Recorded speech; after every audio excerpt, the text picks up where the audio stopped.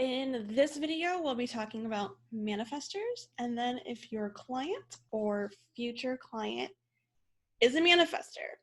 So manifestors are special. That is the thing I say a lot. Manifestors are special. I'm married to one, and manifestors just do things differently, and that's okay. That's the beauty of manifestors. If you're a manifestor, let's start with that first.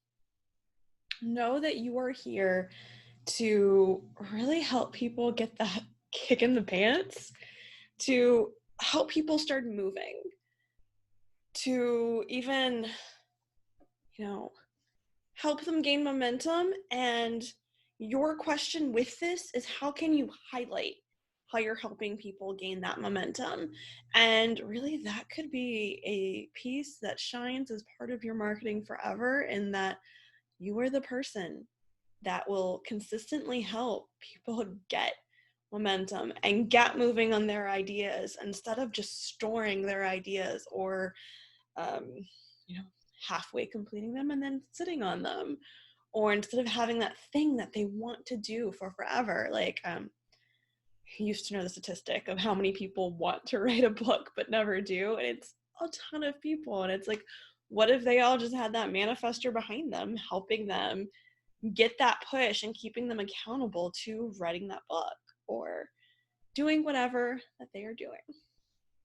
So know also that you are here to create the responses and the ideas that everybody else needs. You don't have to complete the things. That's not your responsibility.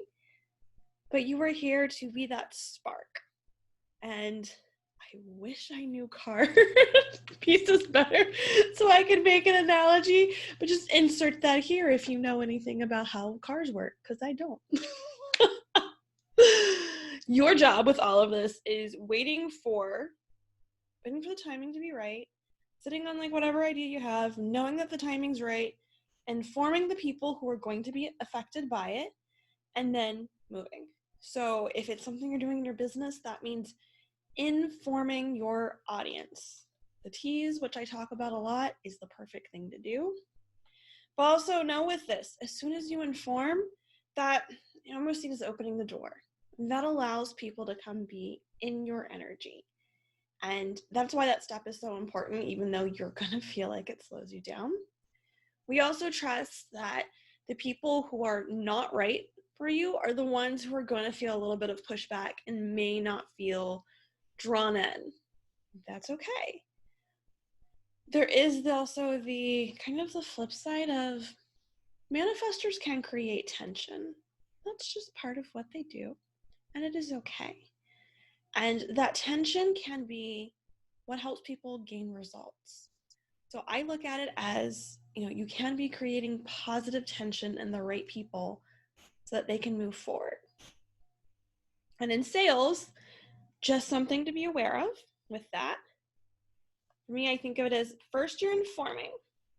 You put away all of those people-pleasing categories, all of those tendencies. You inform. You tell people why you're awesome, why your offer's awesome, why your product's awesome. Tell them why they need it. You can create a little tension. Where are they without it? How long have they been there? What do they actually really need to get out of that spot? You are the person who's going to help dig them out of that rut. How are you going to do it? And we want you to share your big ideas with the world.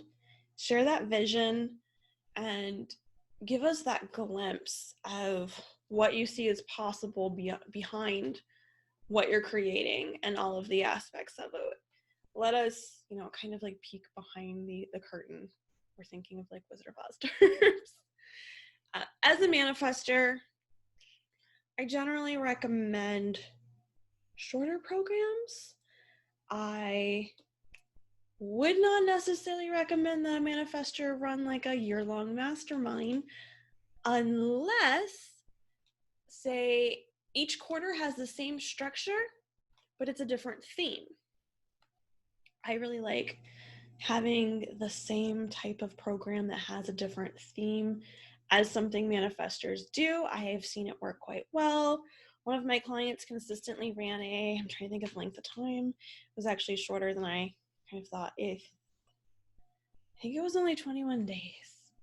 My brain wants to say 6 weeks, but I think it was 21 days. And then there was a 6-week piece 1-to-1 afterwards.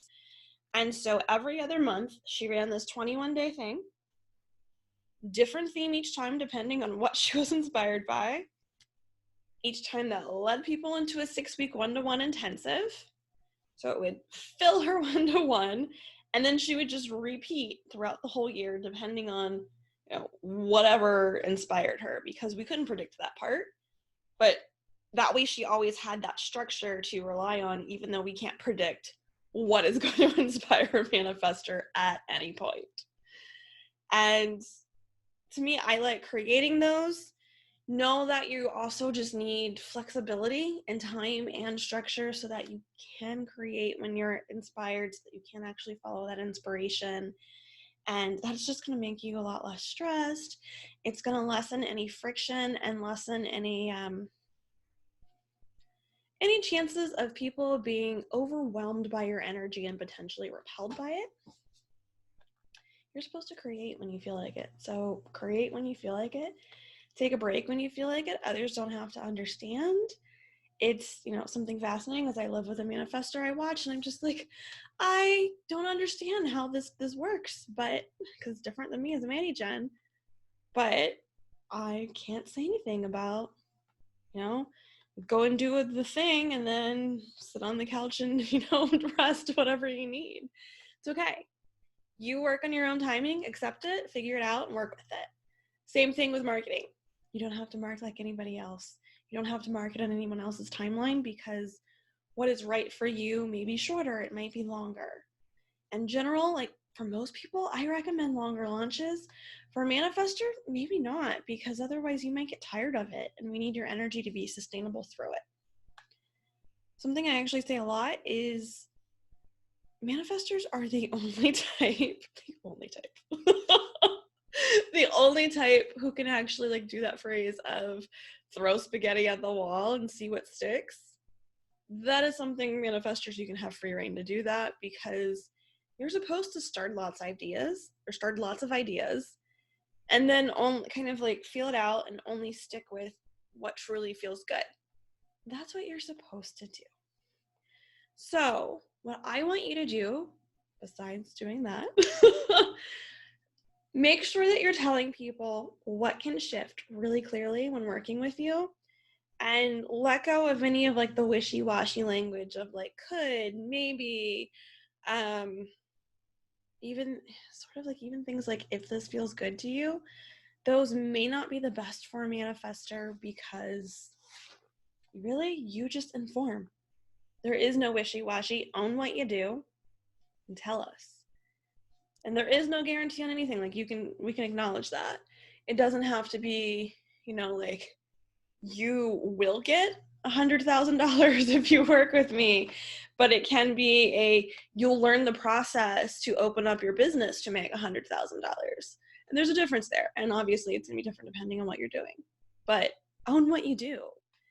Tell your own story to what has shifted for you and how the fuck did it happen.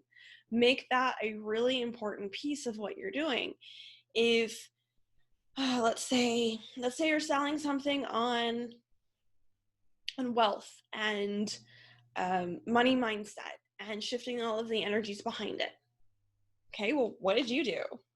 Why? How do you know this works? I assume because this is the process you did. Like, tell us that story. Tell us what shifted for you, what changed for you, like all of the pieces around with it, so that we can see that you are the inspiration. I would also take a look at like, who is the inspiration that you're following? Are they aligned with you? Because they may not be manifestors. They may not understand manifestors.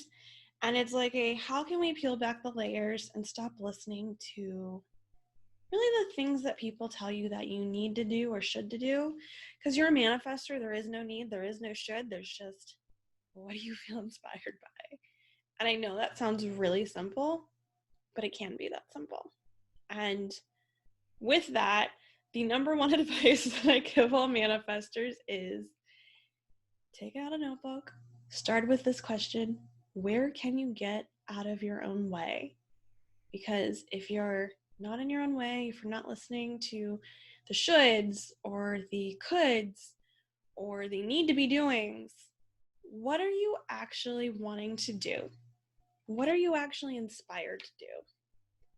And that's the question. Okay, I'm gonna take a drink real fast, and then we're gonna talk about future clients being manifestors. Yes, I paused, so you did not see me drinking. Okay, if your future client is a manifestor, here's what you need to know. Don't throw too many surprises at them. While they can typically handle fast changes and fast action sales, when they expect to get something, they expect to get it. They need to know if there's flexibility in your offer and things may change. Just make it easier for you to serve them in that way.